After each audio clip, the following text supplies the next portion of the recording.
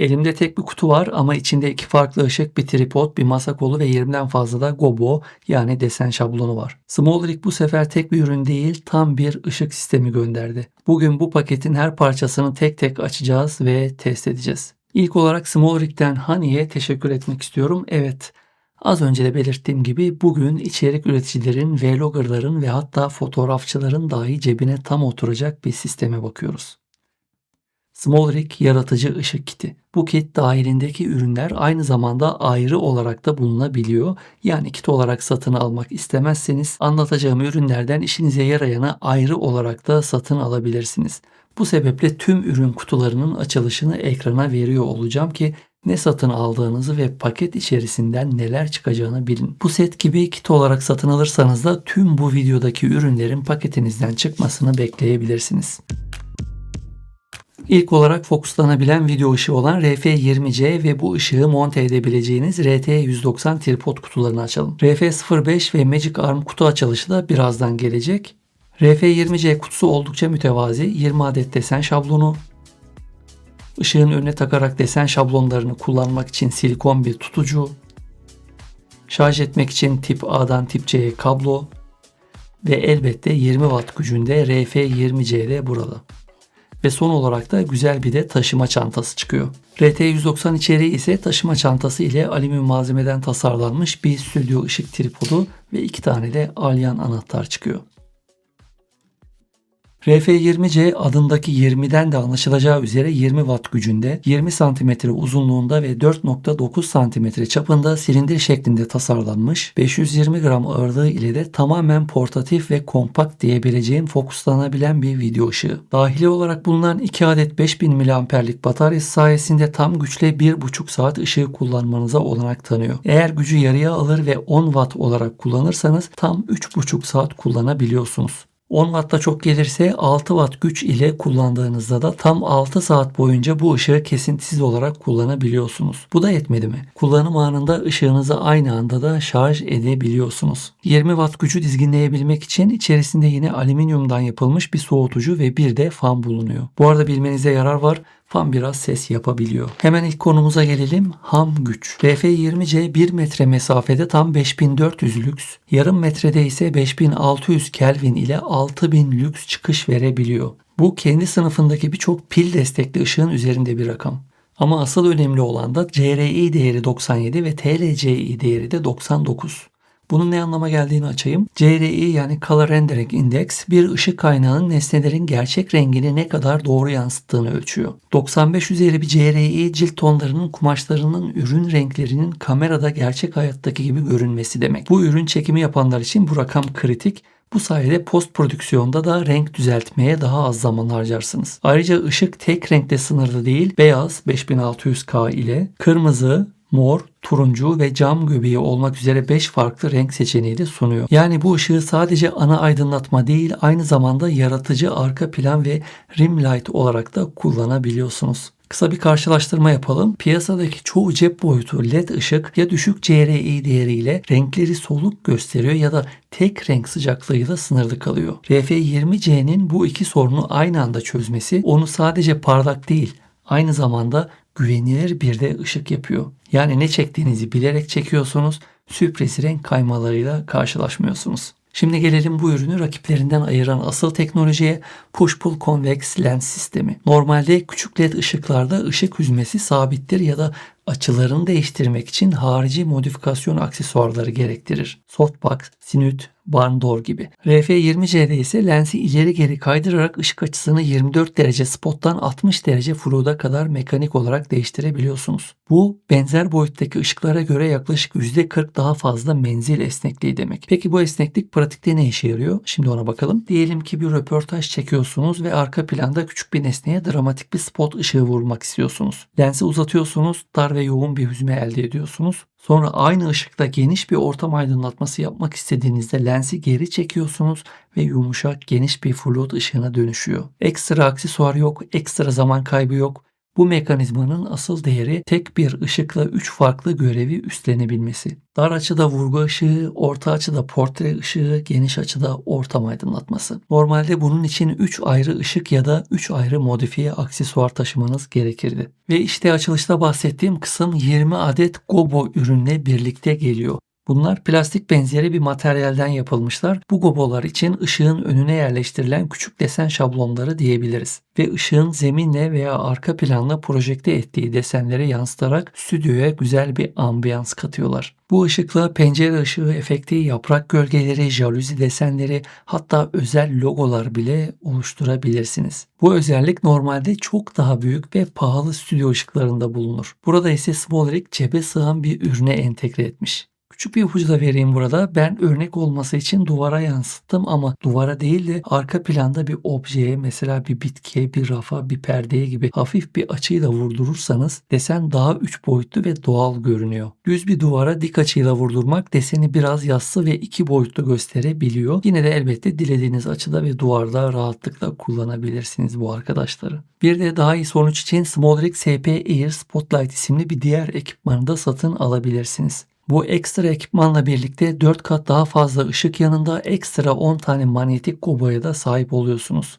Bu sinüitün diğer bir avantajı da yansıttığınız şablonlarda daha keskin sonuçlar elde etmeniz. Bu parça olmadan şablon kenarları maalesef biraz yumuşak kalıyor. Yine de oluşturduğu ambiyans ve kullandığınız lens ile yaratmış olduğunuz alan derinliği dikkate alındığında bu rahatsız edici durmuyor diyebilirim. Zaten örnek görüntülerden de görüyor olmalısınız. Bu arada SmallRig 20 Watt olan bu RF20C'yi zaten profesyonel kullanım için öneriyor. Yeni başlayanlar için de RF05B'yi öneriyor. Ben ise bu ikili seti birlikte profesyonel kullanım için öneriyorum. Zira stüdyo kullanımı için RF20C ve masa başında ya da dış mekanda küçük nesne ya da makro çekimler gibi düşünceleriniz için de RF05B. Şimdi de kısaca RT190 portatif stüdyo ışığı tripoduna bakalım. Bu bildiğiniz tripod gibi tasarlanmış bir stüdyo ışığı tripodu. Ayaklarının da uzayabiliyor olması denge merkezini yükselttiğinden oldukça stabil durmasını sağlıyor. Aynı zamanda da daha küçük ve dengeli ışıklar takıldığında ve çok fazla yüksekliğe ihtiyacınız olmadığında bu ayaklar katlanarak yerden de ciddi tasarruf sağlıyor.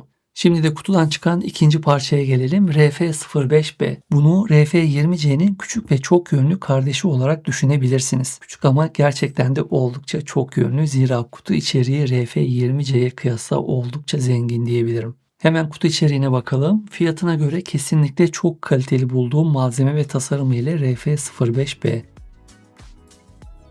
Güzel bir difüzör, bir spotlight, 4 yapraklı ışık yönlendirici, sinüit, 10 tane desen şablonu, 10 film şablonu, tip A'dan tip C'ye şarj kablosu, RGB renk filtreleri ve bu renk filtrelerinin ışığa takılabilmesi için bir kapak ve elbette clamp ile birlikte Magic Arm ve ister RF05B'nin isterseniz de RF20C'nin video ışığı tripoduna sabitlenebilmesi, takılabilmesi için Cold Shoe adaptörü de bu yaratıcı sete dahil olarak bulunuyor. RF05B'nin tasarımı klasik bir el feneri gibi oldukça küçük. CRI değeri 95 ki bu değeri ve getirilerini az önce zaten anlatmıştım. Bunun yanında OLED ekranı ve minimalist tasarımıyla oldukça etkileyici ve 12 tane de ışık efektine sahip. Yine RF20C gibi mekanik olarak ayarlanabilen bir kafası var ve bu sayede ışığa 17 derece ile 65 derece arası açı verebiliyor. 2600 mAh bataryası ile 2 saatten fazla kullanım elde edebiliyorsunuz ama buraya dikkat. Eğer 8 Watt modunda kullanırsanız maksimum 23 dakikalık bir süre elde edersiniz. RF05B 1900K'dan 8000K'ya kadar tamamen ayarlanabilir bir renk sıcaklığı aralığı da sunuyor. Yani sıcak mum ışığından soğuk gün ışığına kadar her tonu tek başına üretebiliyor. Çıkış gücü 5 Watt ile RF20C'den daha mütevazi ama az önce de söylemiş olduğum gibi onun yerini almak için değil, onu tamamlamak için tasarlanmış. Zira 5 Watt sizi aldatmasın, aynı zamanda 8 Watt turbo modu sayesinde de dilerseniz 8 Watt olarak da kullanabiliyorsunuz bu arkadaşı. Ve neredeyse 10 Wattlık bir ışığın ürettiği kadar 1 metre mesafede 2104 lüks güce ulaşabiliyorsunuz. 8 Watt güce ulaşmak için CCT modunda, CCT modunda arttırma ve açma kapatma düğmelerine kısaca basmanız yeterli. Böylelikle 5 Wattlık ışığınız neredeyse 10 Watt gücüne eşdeğer bir performansa sahip oluyor. Bence bu ışık ışığın en dikkat çekici tarafı 5 watt olmasına rağmen dilenirse 8 wattlıkta bir kullanım vermesi yanında kesinlikle IP65 su ve toz koruması. Yani RF20C'yi genelde iç mekanda veya kontrollü ortamlarda kullanabilirken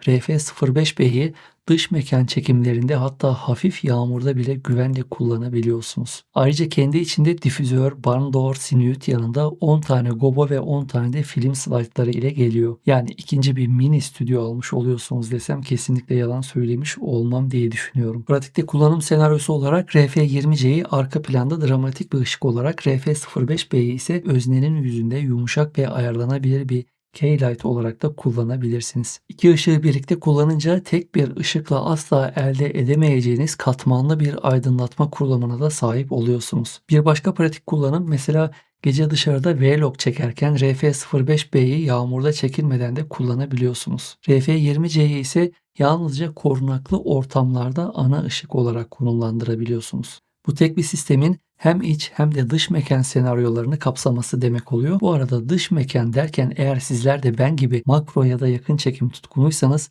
RF05B'yi ciddi anlamda düşünmelisiniz. Ve geldik kitin özellikle masa başı çekimlerde en çok kullanacağınız parçası olan Magic Arm'a. Bu küçük ışıklar ne kadar güçlü olursa olsunlar eğer onları sabit ve doğru açıda tutamıyorsanız pek işe yaramazlar. Kutudaki klempli Magic Arm ışığı masaya, rafa ya da monitöre sabitleyip istediğiniz açıya kilitlemenizi sağlıyor. Özellikle masaüstü içerik üretenler, podcast çekimi yapanlar ya da ürün fotoğrafçılığı yapanlar gibi bu tripod kurmadan hızlıca bir setup kurmak anlamına da geliyor. Masaüstü yapacağınız çekimlerde ışığı ya da küçük kameralarınızı rahatlıkla tutabilir ve dilediğiniz açıyı da alarak işinizi oldukça esnetebilir. Şimdi herkesin merak ettiği soruya gelelim. Bu sistem parasını hak ediyor mu?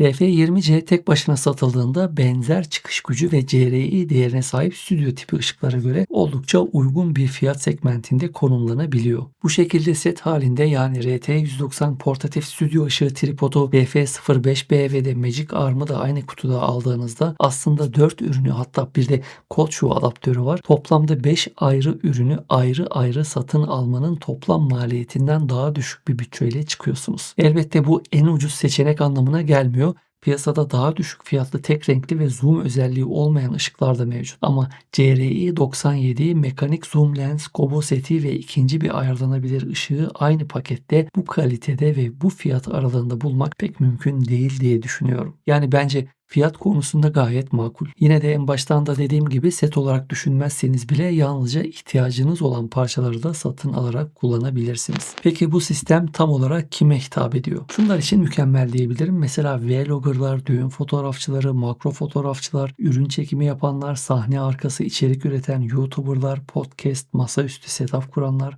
ve seyahat ederken hafif ekipman isteyenler. Yani gördüğünüz gibi birçok amaç için uygun oluyor bu set. Ama eğer büyük stüdyo setlerinde ana aydınlatma olarak kullanmayı planlıyorsanız bu ışıklar sizler için uygun olmaz.